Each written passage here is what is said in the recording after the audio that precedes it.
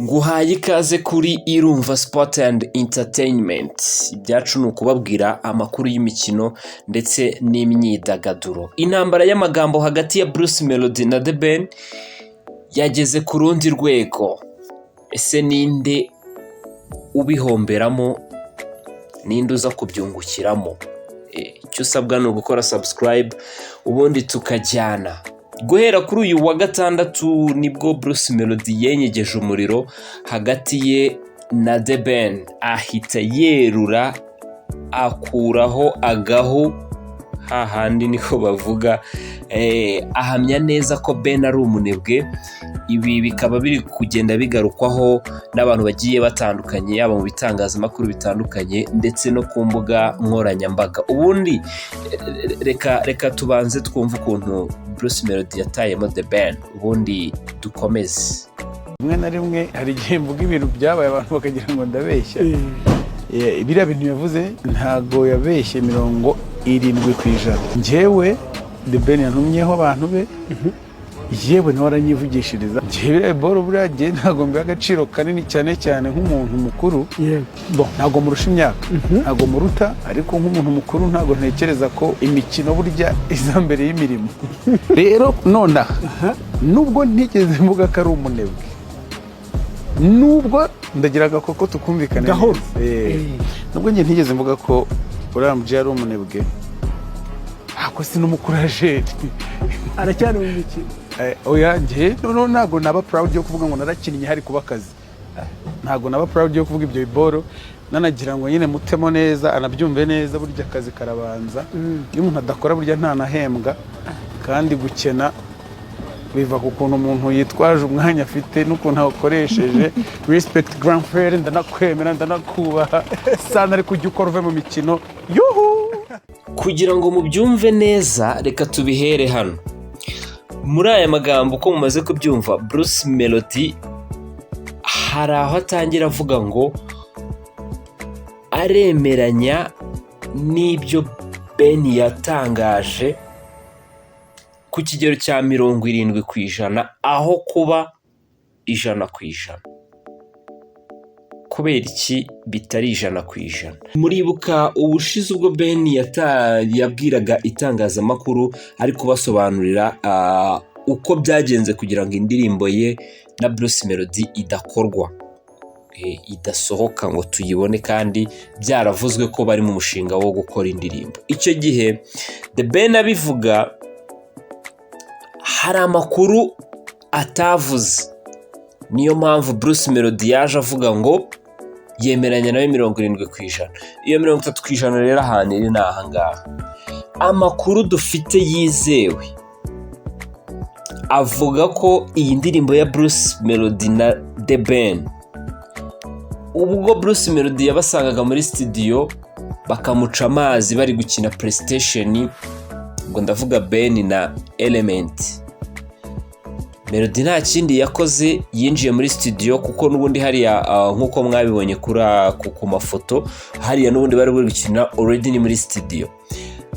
Bruce Melody yinjiye muri recording room, arikodinga igitero cye, ko beat yari ihari, arikodinga amagambo ye,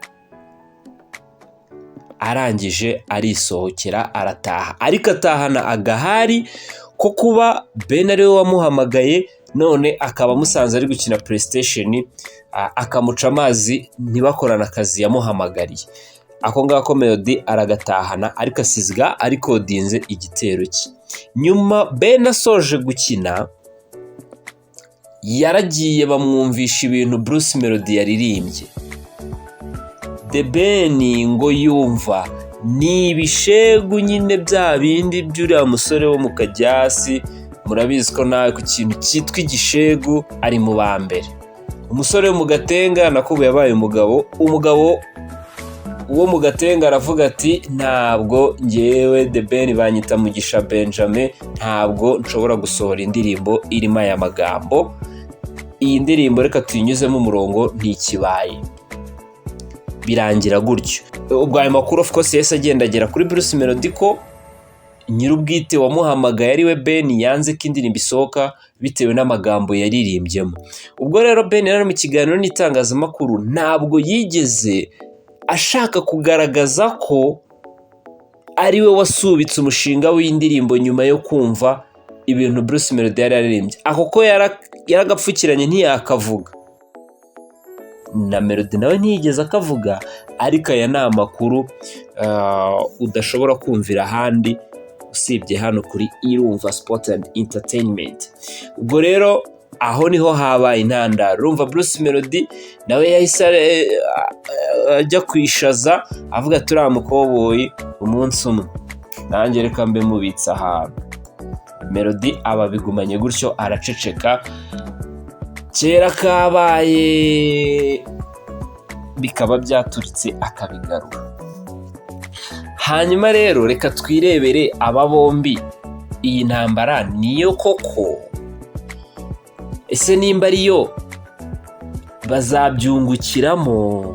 Bizabamarira iki? Ubundi ninde uhomba, ninde uzunguka, ninde ubifitemo inyungu? Aka kavideo Melody agashyira hanze, hano yakavugiye, hano yagafatiye ni ku kibuga cy'indege. Yari agiye kurira indege asubire muri Amerika, aho agiye kongera gukorana ibindi bitaramo na Shaggy kubera ya ndirimbo. Ibi bivuze iki? Bruce Melody agiye muri Amerika ariko audience ye ni hano mu Rwanda, audience ye nini ni hano mu Rwanda. Na hariya nubwo bamwakira akagenda agakubita, ariko n'ubundi still ntibikuraho ko audience ye nini ari Abanyarwanda. Rero akeneye gukomeza gukonvenka timu ya Shaggy na Shaggy we ubwe ko ari umwe mu bahanzi ari we muhanzi uri trend kurusha abandi mu Rwanda. Ni ukuvuga ngo we ari mu itangazamakuru. Ibi kubikora ni ukugira ngo itangazamakuru rimugarukeho. Social media niwe uri gutrendinga, akavideo kagiye ubu ngubu. Reka sinakubwira, nabonye hari n'abatangiye kugakorera amascript. Nabonye hari abatangiye gukora amascript nyine bagaragaza ukuntu abantu bari gukina PlayStation muri salo, imitsutsu niwe bari Bruce Melody akaza agacaninje nyine kajyanye n'iyo scenario y'ukuntu byagenze. Ibi bivuze iki kuri Melody? We ari mu nyungu kubera ko ari ya trend, ya attention ashaka muri media arayifite, kandi iyo attention niyo iri gutuma akonvenka Shaggy na timu ye yose. Arabereka ati nubwo ntari umusitari cyane hano iwanyu, ariko iwacu ndi kibamba, dore ni ngewe ubu uri ku ma headline y'ibitangazamakuru icyo gihe, kuko Shaggy niwe usa nkaho akeneye Melody kugira ngo yongere amugarure ku isoko, amugarure mu mitwe y'Abanyarwanda. Aho Shaggy arahita abona ko ari shwadi, abone ko atahisemo nabi, avuga ati ndi gukorana n'umuntu uri trend iwabo. Aho ni ku ruhande rwa Melody. Ku ruhande rwa Ben rero, Ben aheruka gusohora indirimbo mu kwezi kwa 12 mu mwaka ushize, nyuma gato yuko yari amaze gukora ubukwe. Ni Forever, indirimbo imwe mu ndirimbo rwose zimeze neza ku bintu bijyanye n'imitoma cyangwa kuririmbira abakunzi. Ni akaririmbo kameze neza rwose, mwaranakarebye cyane. Ariko mwibuke ko yari yaratubwiye ko agiye gusohora indirimbo ebyiri icyarimwe. Ukurikije isoko rya hano iwacu mu Rwanda, biragoye ko yahita asohorera indirimbo ebyiri icyarimwe, ahita azirekurira icyarimwe, biragoye cyane ko murabizi ntago Ben akiri wa muntu, akiri wa muhanzi wo gusohora indirimbo ngo yirwa yiruka inyuma akora ama media tour, nubwo nabyo biba bikenewe, ariko abahanzi b'iwacu nyine turabazi icyo basa nkaho bakimyotinze.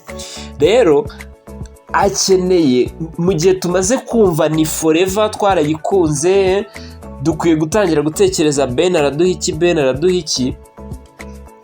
Akeneye kuba ari muri media, ari kuri trend, iyo ndirimbo ntiraza ariko akeneye kuba ari kuri trend. Ikindi murabizi neza Ben ntago akiri wa muhanzi ukeneye kujya kuba muri Amerika ngo agume yahereyo. Urwo rwego yararurenze. Urwego ariho ni urwo kujya muri Amerika akongera akagaruka mu Rwanda, akajya muri Amerika akagaruka mu Rwanda, of course nk'umusitari nyine. Kandi murabizi imiziki nubwo ariyo akora tuzi, mbere y'uko itwika hariya ayikorera Abanyarwanda, kuko niyo atumiwe muri Amerika atumirwa agiye kuririmbira Abanyarwanda. Ubu rero bivuze iki? Bivuze ngo Ben arashaka kuguma mu mitwe y'Abanyarwanda nk'umuhanzi uri on top, uri trend. Biramusaba iki rero? Birasaba ko geste zose ziba zimuganisha kuri trend, zituma ahora mu mitwe y'abantu, ahora ku ma headline cyangwa ku mitwe, ku nteruro z'ibitangazamakuru, kuri front page, babyita kuri front page mu ndimi z'amahanga. Ibyo nibyo akeneye kugira ngo hano mu Rwanda nyine dukomeze tumubone nk'umusitari, dukomeze tumufate nk'icyamamare gikomeye, gihora kiri trend, gihora kiri on top. Niyo mpamvu nawe ibi ngibi Melody ari gukora cyangwa ari kuvuga rwose ntabwo ibi byamuhungabanya habe na gatoya, kandi ntabwo aba batipe ari abanzi. Bivuze ko bombi babifitemo inyungu. Rero reka nkubwire akantu utaruzi, niko ngiye gusorezaho. Iyi ntambara itangiye hagati ya Bruce Melody na The Ben ni intambara yateguwe ariko batari bazi ngo izahera hehe, tuzayitangira gute. Ni intambara yateguwe izarangira aba bombi bahuriye mu gitaramo kizaba ari icy'amateka, muri BK Arena hano i Kigali. Aka kantu ukanote, ukabika ahantu, uzambwira. Iyi ntambara Bruce Melody na The Ben barimo y'amagambo ni intambara itangiye ikazasorezwa ku gitaramo gikomeye kizaba ari icy'amateka, kizahuriza aba bagabo bombi muri BK Arena. Iyi ni inkuru udashobora kubona ahandi hantu hose, ni amakuru mfitiye fact nshobora kuguha mu buryo bumwe cyangwa ubundi. Abantu babiri inyuma ni abagabo bakomeye muri iyi myidagaduro yacu. Ntabwo biri inyuma utagira ngo Bruce Melody na Ben nibo bonyine babiri inyuma, no. Ni ibintu biri inyuma, abagabo babiri inyuma barakomeye muri entertainment yacu, kandi ni abahanga, bazi na strategy yo gutegura. Aka kantu ukanote, ukabika ahantu, bitinde bitebuke uzambwira. Ntiwibagirwe gukora subscribe. Dusubire.